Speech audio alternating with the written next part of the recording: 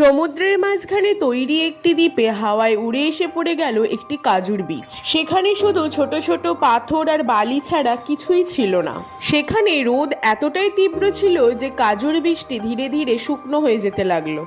ঠিক তখনই এক জলপরী তার সোনার ঘড়ায় জল ভরে সেই বীজটির মধ্যে জল ঢালতে শুরু করে। কয়েকদিন যাওয়ার পর সেই বীজটি থেকে একটি ছোট্ট চারা জন্ম নিল।